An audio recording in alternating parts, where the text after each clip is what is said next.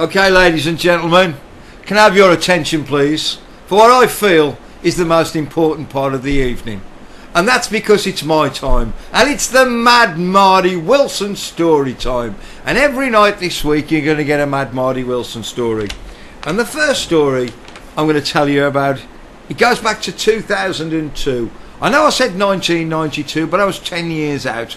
It's 2002, and 2002 was a famous year in this country for more than one event.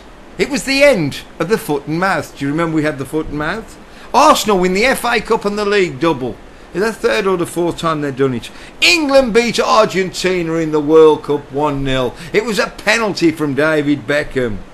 And the girl band Girls Aloud was formed, and it was some kind of a pop star rival thing that went on. But it was also the year that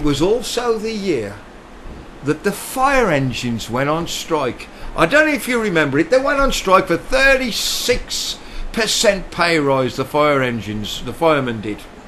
And this was disaster in a town where I live called Bridge North. Now anybody who knows me knows I always had a flat back truck, and we organised one of the first poker tournaments in Bridge North in the Band and Arms. And the Band and Arms is right at the steepest hill in Bridge North on the Hermitage. And there's a slope like that down to the Band and Arms. And the man who run the Band and Arms was a man called Dennis Smallman, a military man. He had 5 sons, and he always walked like a soldier. And when he left the army, he became a policeman. And then when he finished being in the police force, he became a publican. And he run his pub the way a publican should run it.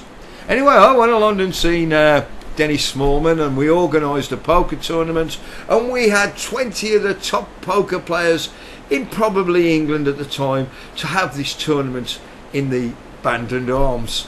And they'd made a mistake. They hadn't gone to Bridge North. 20 poker players had got stranded in Wolverhampton.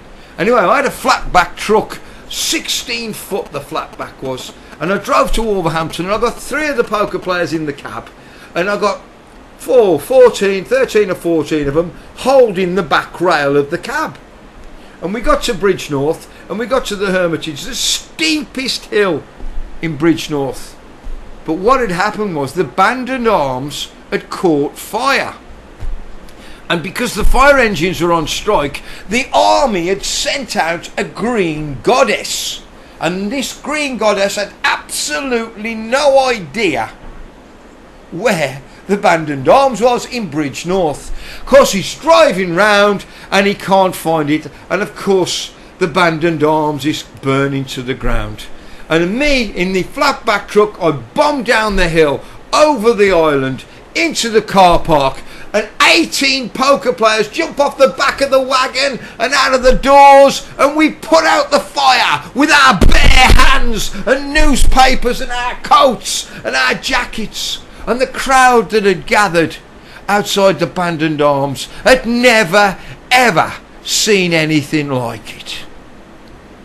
And Dennis Smallman was so impressed with what 18 poker players had done to save his pub, he organised a whip round in the crowd, and he managed to get together £300, which was a lot of money in 2002.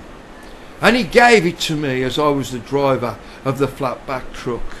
And a spokesman for the Shropshire Star came up to me and said, "Martin, what are you going to do with that £300 that was raised?" I immediately said, "I'm going to get the brakes fixed on this van. That's not happening again." Thank you. That was tonight's story.